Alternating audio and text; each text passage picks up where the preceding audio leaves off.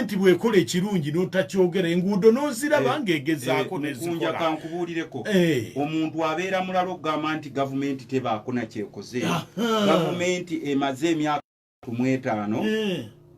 tesobola kubaako nga terina kyekoze. N'amakolero gereesa nga bonago n'otagalaba. Kati ebyo byonna bibeerawo gwe mulimu gwa RDC.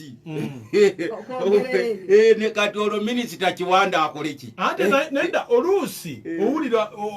opposition nga agamba nti gavumenti eno fu terina kyekoze. Tewaliwo oyo agamba nti gavumenti terinaako kyekoze. Nze omanye nze ekinjawula n'abakulembeze abalala bw'oba nekyokoze nkugamba kirungi bw'okola ekibi era nkugamba nti kiki kubanga ffe bamuzeeyi baffe batunyumizaako mu biseera by'edda bye tutaalaba nti security yali mbi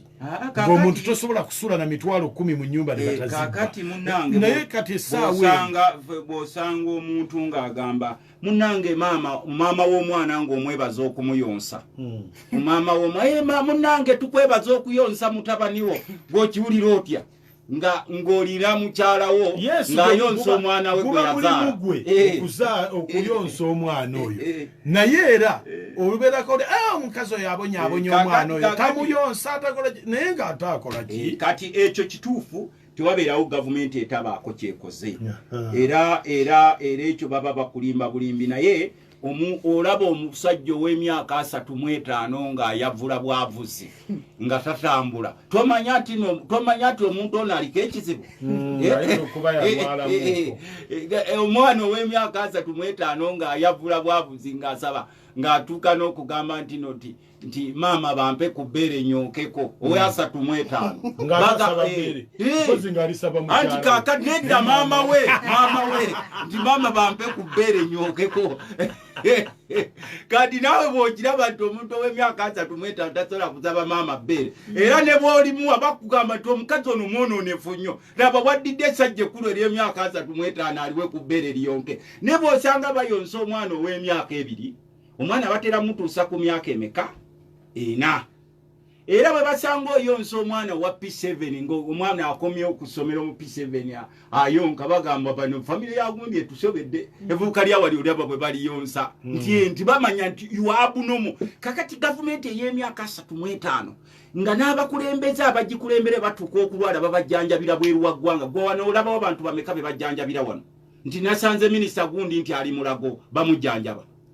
lwaki tebabajjanjabira wano 35 years gavumenti ey'emyaka 35 kati naffe betwadivayizinga ogenda ne bamujjanjabira wayagala kubanga nawe naye oyo osobola okugenda ebweru ne bakujjanjaba obukulembeze tebuba bwa individual resources z'eggwanga olina okuzidistributinga equally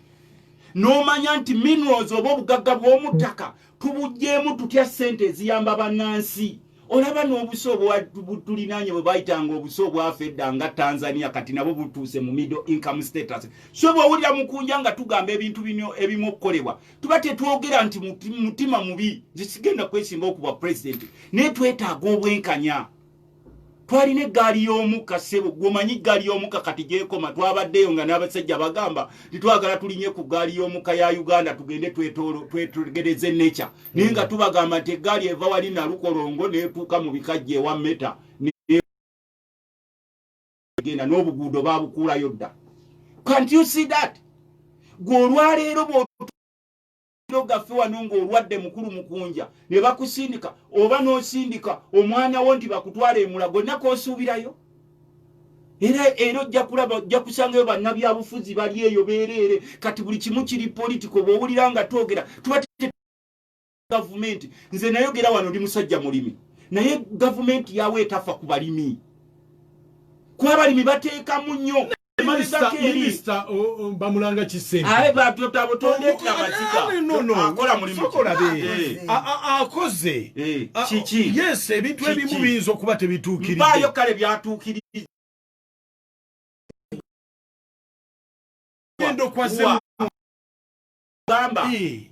gavumenti tegaba era ekyo kibi nnyo gavumenti egabira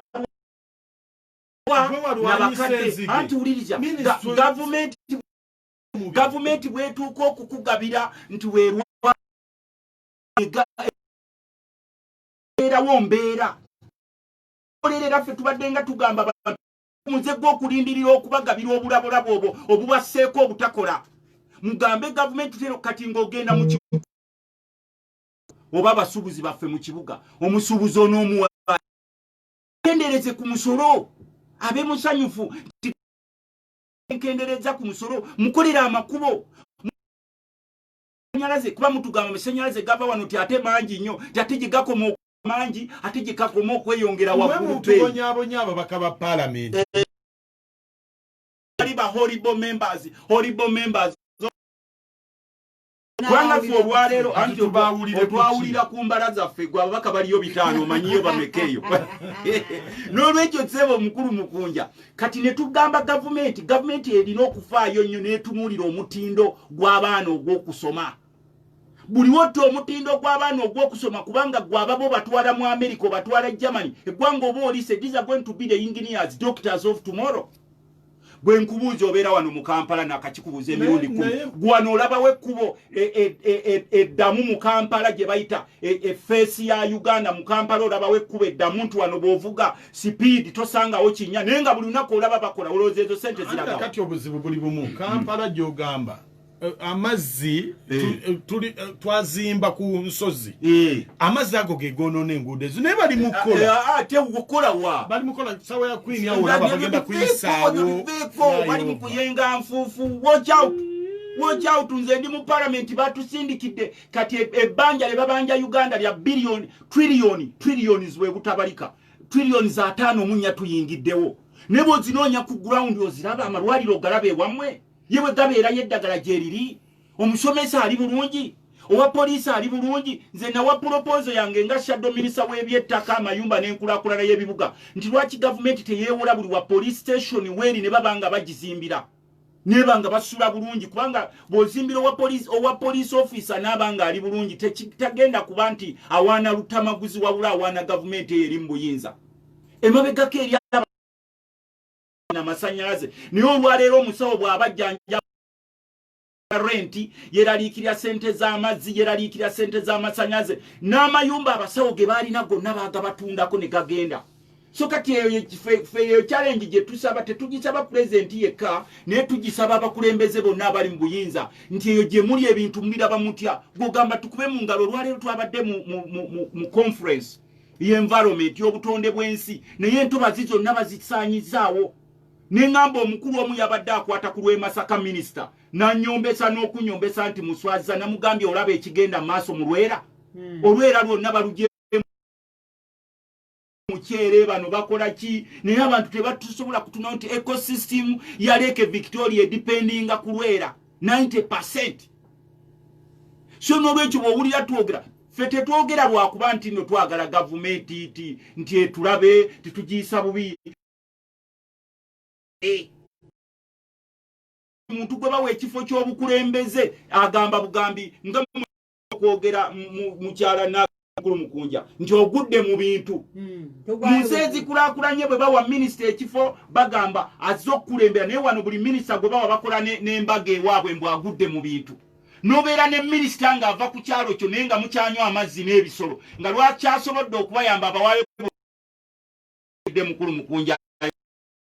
fulu minister bunaikonto bubiri nabuleterako n'abamawulire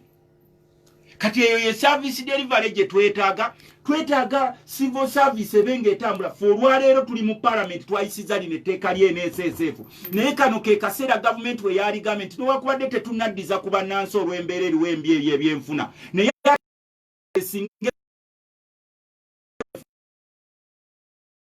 nga tewatadde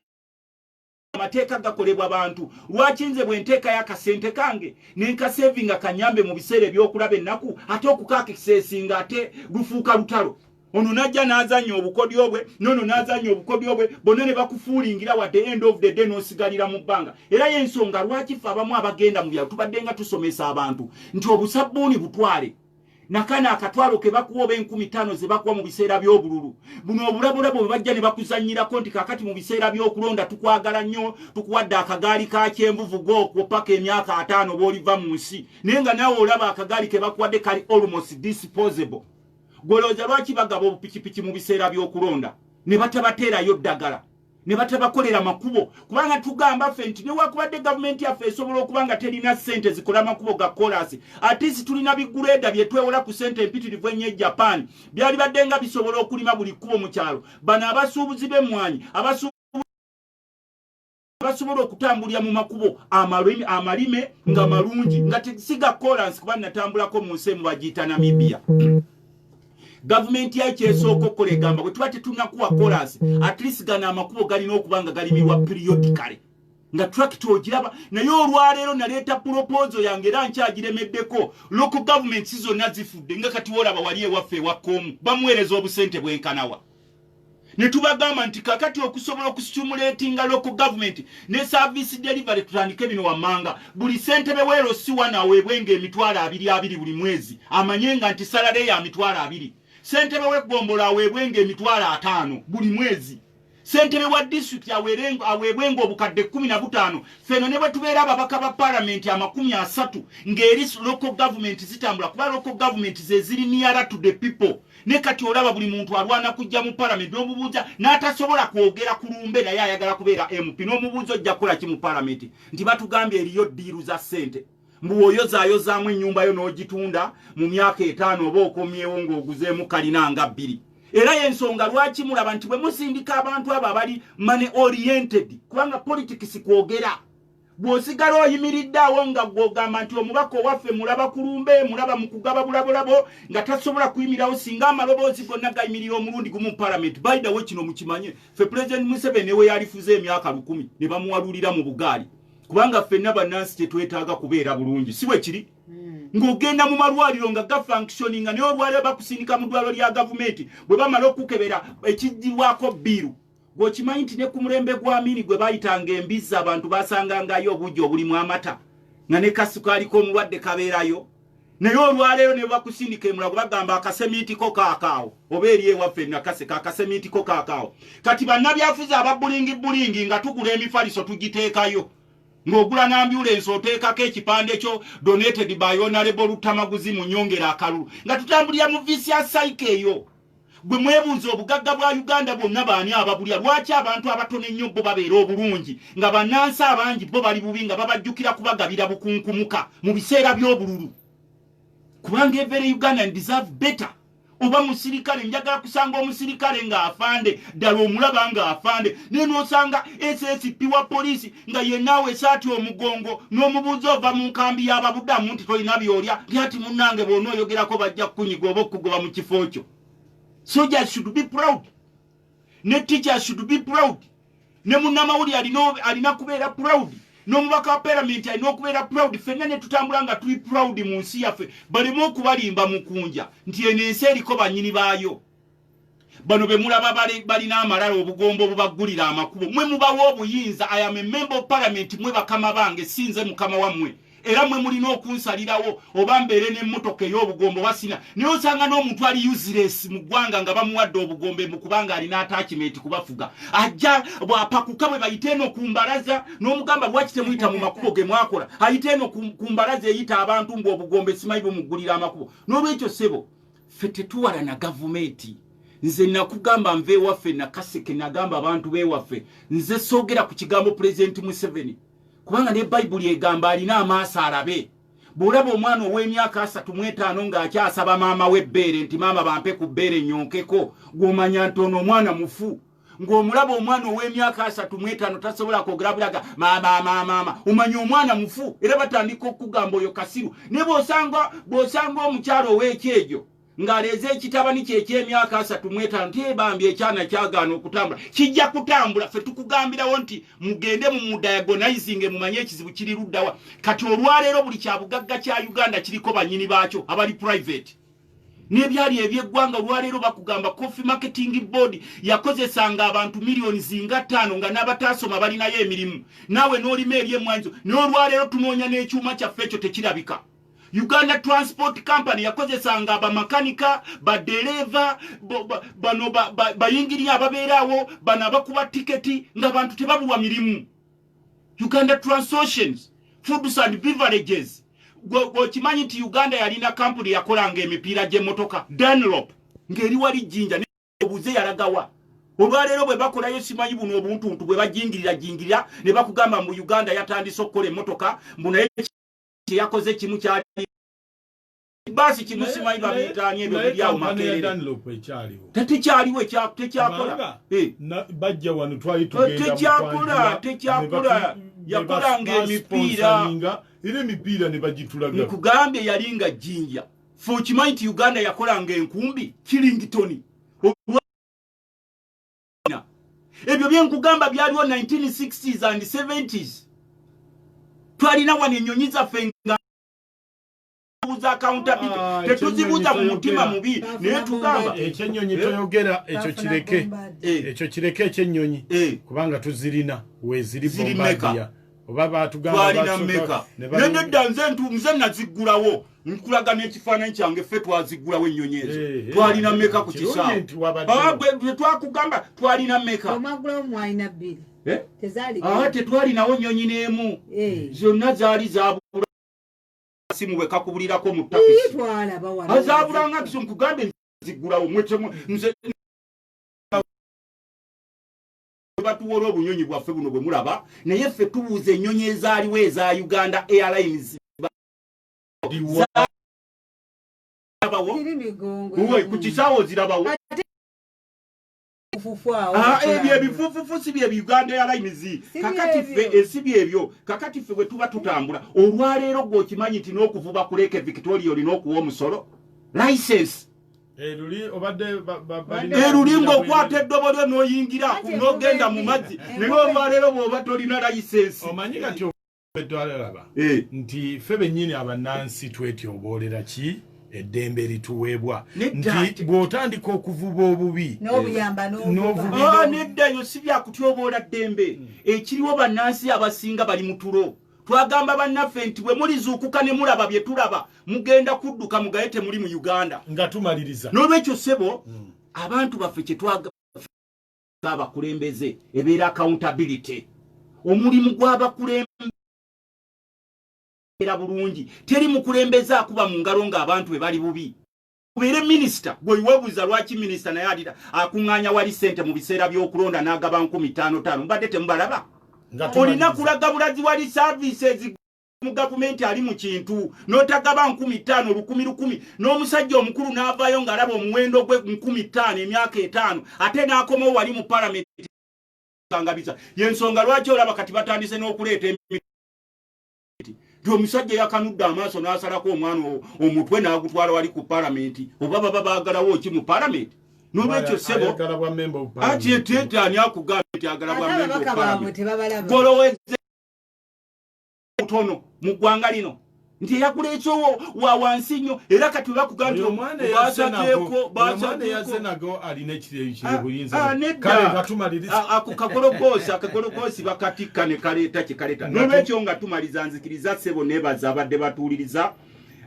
mukulu Basajja Ekifampa mukulu Yoweri Mulule mukulu Sekitte Semuto abebujuuko Mityana Road mwebale kubanga muwuliriza nnyo Radio Beat mugamba sibatumirako mukulu Kate Mityana webale kubanga owuliza Radio Beat mukulu Sensalo webale kubanga owuliriza mukulu Mukunja Gongambye ojja kujja okumunoonyaako mukulu chairman we